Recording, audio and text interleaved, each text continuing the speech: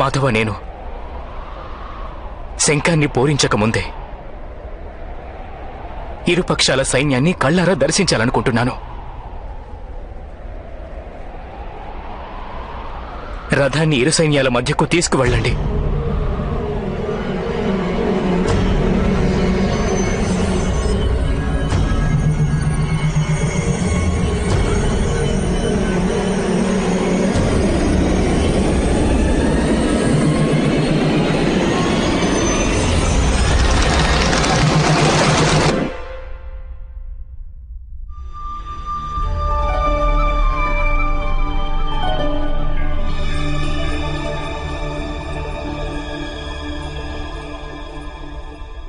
ఏం దర్శిస్తావు పార్థ? నీవు పక్షి కంటికి గురిపెట్టినప్పుడు వృక్ష శాఖ కూడా నీకు కనిపించదు. కాని ఈరోజు ఈ సమయంలో సమస్త రణభూమిని ఎందుకు దర్శించాలనుకుంటున్నావు?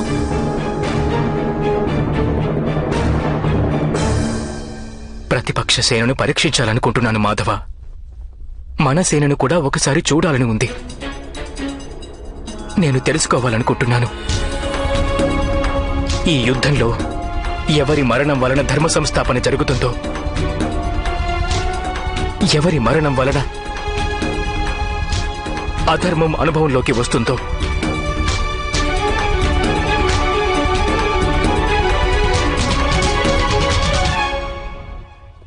నేను తెలుసుకోవాలనుకుంటున్నాను. ఈ మహాయుద్ధంలో నేనేమి పొందనున్నాను, దేనిని కోల్పోనున్నానునని. ఈ యుద్ధంలో బలిదానమిచ్చేందుకు వచ్చావు పార్థ. ఇక లాభ నష్టాల గురించి ఎందుకు ఆలోచిస్తావు పార్థ?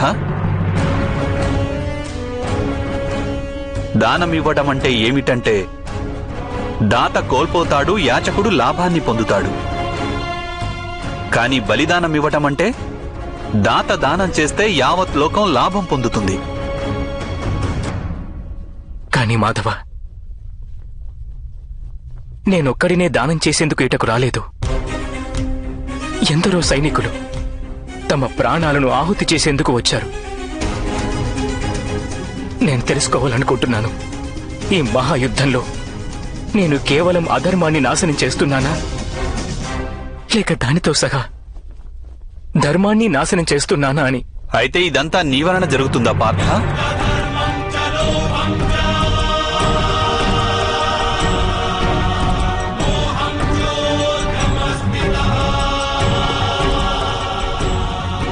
నిర్మాణ వినాశక శక్తులున్నాయా నీకు పార్థ? నిర్మాణ వినాశ కార్యాలను స్వయంగా ఆ ఈశ్వరుడే చేస్తాడు పార్థ. నీవు కేవలం ఒక సాధనానివి. మరెందుకు ఈ విషయాల బాధ్యతలను నీవు నీ శిరస్సుపై వేసుకుని అహంకారాన్ని పెంచుకుంటున్నావు? నేను నీకు ముందే చెప్పాను పార్థ, స్వయంగా తాను చేస్తున్నది ఏమీ లేదని ఎవరైతే తెలుసుకుంటారో వాని చేతుల మీదుగానే మహత్కార్యం ఏదైనా జరుగుతుంది. కాని బహుశా నీవు మరచి ఉంటావు. అయితే దర్శించు పార్థ, దర్శించు. ఏం దర్శించాలనుకున్నావు? కాని ఒకవేళ దానం చేసే ముందు ఆ దాత చెయ్యి కంపించినట్లయితే వానికి ఆ దానం చేసిన పుణ్యం ప్రాప్తించదు పార్థ.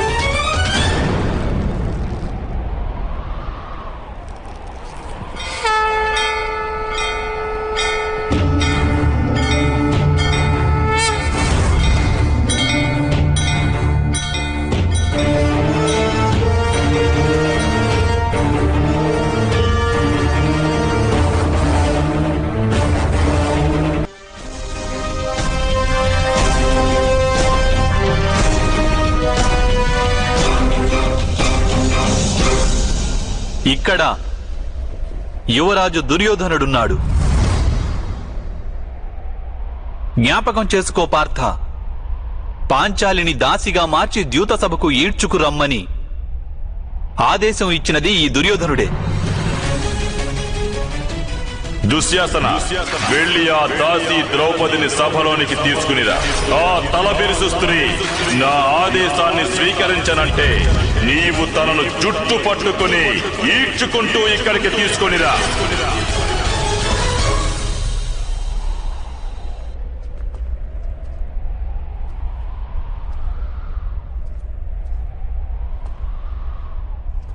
ఇటు చూడు పార్థ, ఇతనే మీ మేనమామ శకుని.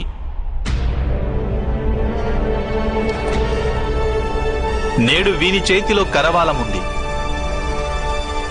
కాని వంచనతోనే సంహరించాలని ప్రయత్నిస్తుంటాడు సదా.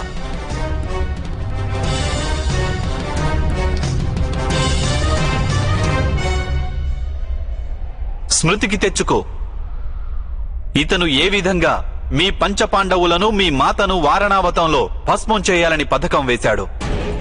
వారణావర్తంలోని భవనంలో మన 5 శత్రువులు ఏకీకృతమవుతారు. ఆ భవనంలోనే నీకు యువరాజసూయ యజ్ఞం జరుగుతుంది.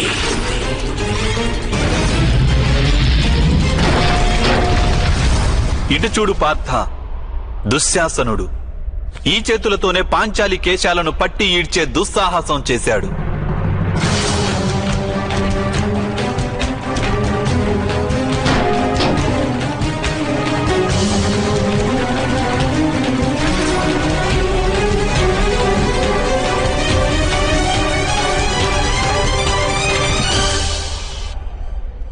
మహితాత్ముడు గురుద్రోణులను చూడు.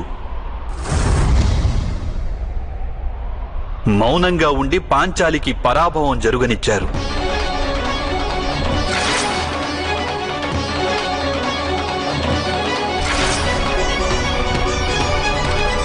అక్కడున్న అశ్వత్థామను చూడు. జ్ఞాపకం చేసుకో, ఎటువంటి అపశబ్దాలను ప్రయోగించాడో వాడు ఆనాడు.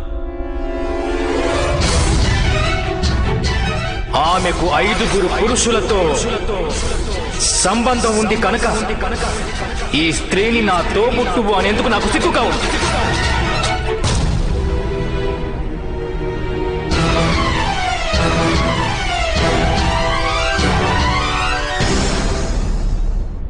ఇప్పటికీ నీ మనస్సు ప్రతీకారంతో జ్వలించడం లేదా పార్థ?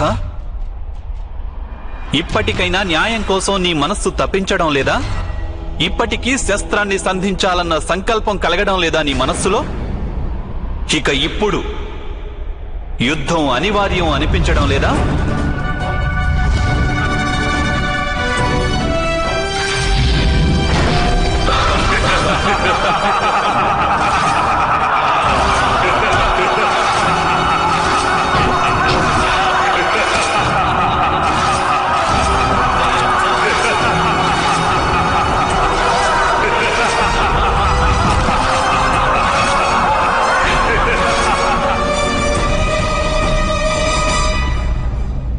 అవును మాధవ, ఈ యుద్ధం అనివార్యమే.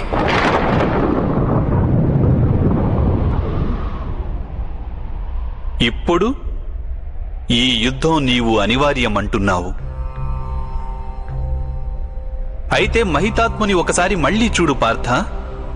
చూసి జ్ఞాపకం చేసుకో, అడుగడుగునా ఎలా వారు మీకు ప్రేమ రక్షణ కల్పించారు.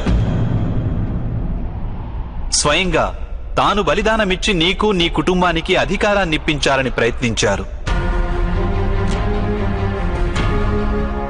హస్తినాపురి సింహాసనాన్ని అధిష్ఠించి నీవు మహారాజుగా ఉన్నంత కాలం, నేను బ్రతికి ఉన్నంత కాలం నిన్ను రక్షిస్తూ ఉంటాను. కానీ ఈ రోజు పాండుపుత్రులు సైతం సుఖపడే అవకాశం ఇవ్వు పుత్ర.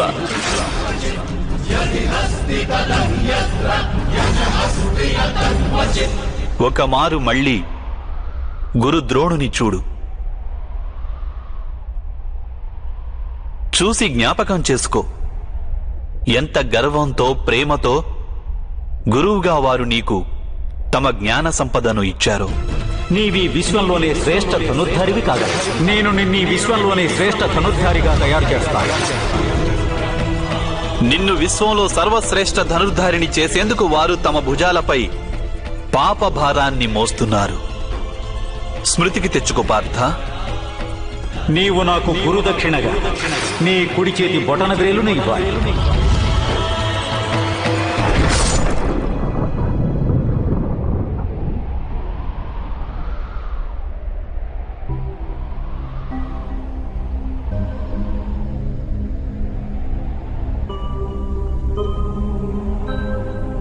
ఇక అటువైపు వికర్ణుని కూడా చూడు. కేవలం తనొక్కడే నాడు ద్యూత సభలో అన్యాయాన్ని ఎదిరించే సాహసం చేశాడు. యుద్ధంలో ఒకవేళ రాజులు ఓడిపోతే వారు శస్త్రాన్ని త్యజించక తప్పదు. కానీ ఒక స్త్రీని ఇలా వివస్త్రను చేయడం న్యాయం కాదు. యోధుడు నిశస్త్రుడు కావడానికి, స్త్రీ వివస్త్ర కావడానికి భేదముంది అగ్రజ. ఇక ఈ ద్రుపద కుమారి కురు వంశానికి కులవధువు. ఇది కాదనలేము. వీరందరూ వధించదగిన వారా పార్థ?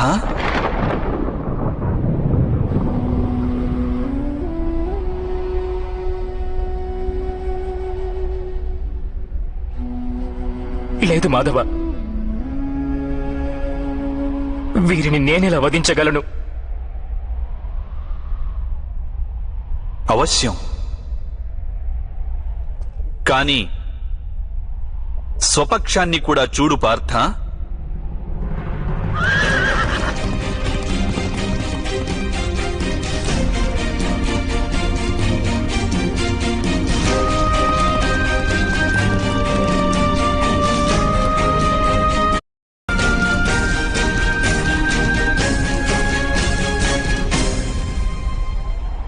ఇప్పుడు నీ పక్షాన్ని కూడా చూడు పార్థ.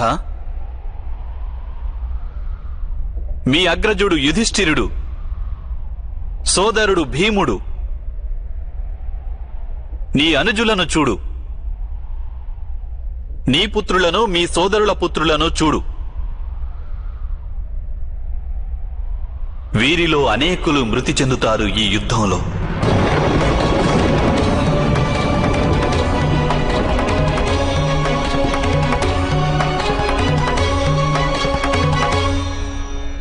వీరందరూ మరణించే అవకాశం ఉందని తెలిసి నీ హృదయం కంపించడం లేదా పార్థ?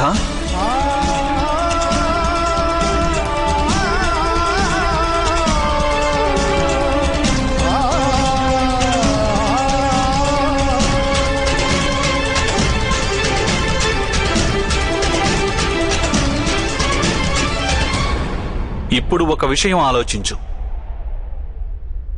బావ దుర్యోధనుని దోషమేముంది?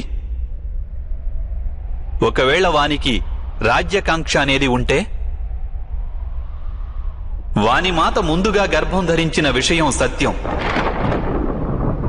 దుశ్శాసనుడు పాంచాలిని వివస్త్రను చేయజూసి అపరాధం చేశాడు. ఒకవేళ అది అపరాధమైతే నీవు కూడా మీ అగ్రజుని ఆదేశాన్ని మన్నించి నీ భార్యకు అవమానం జరుగనిచ్చావు. అయితే అది అపరాధం కాదా? మహితాత్ములు తన ప్రతిజ్ఞ ఎక్కువ ముఖ్యమని భావించారు. తమ కులవధువు గౌరవానికి తక్కువ ప్రాముఖ్యమిచ్చారు. అయితే అది అధర్మం కాదా? నీ జ్యేష్ఠ సోదరుడు యుధిష్ఠిరుడు తాను నమ్మినటువంటి ధర్మాన్ని నిర్వర్తించేందుకు నాడు ద్యూత సభలో పాల్గొన్నాడు. అయితే అది అధర్మం కాదా?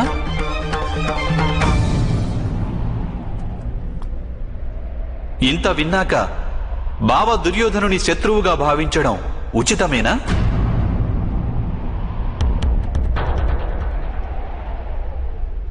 నీకు మీ పక్షాన ధర్మం కనిపిస్తున్నదా పార్థ?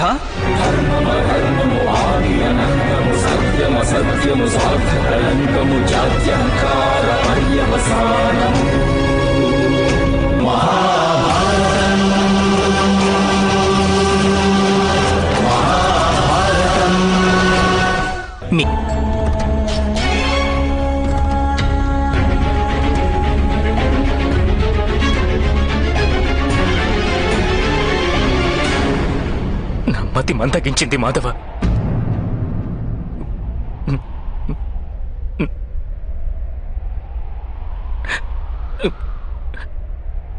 నాలోని అణువణువు కంపిస్తోంది. ఇప్పుడు నా చేతులలో శస్త్రాన్ని ఎత్తే శక్తి లేదు. నా గాంధీవం చేతి నుండి జారిపోతోంది మాధవ.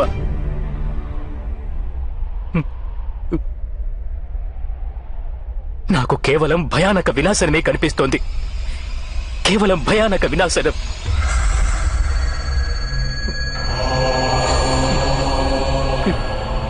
ఎందుకు? ఎందువలన మాధవ? ఎందువలన? అవమాన భారం,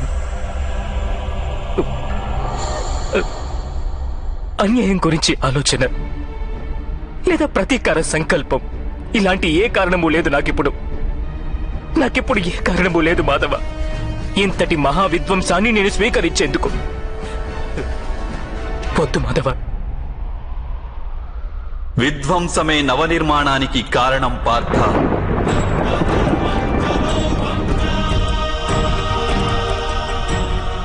మొక్కకున్న ఒక శాఖను ఖండిస్తే 2 శాఖలు ఉద్భవిస్తాయి.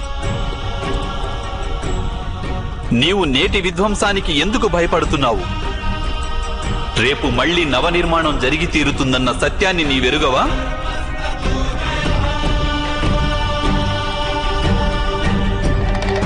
క్లైబ్యం మాస్మగమః పార్థ నైతత్వయుపపద్యతే. ఈ నపుంసకత్వం నీకు శోభించదని గుర్తించు.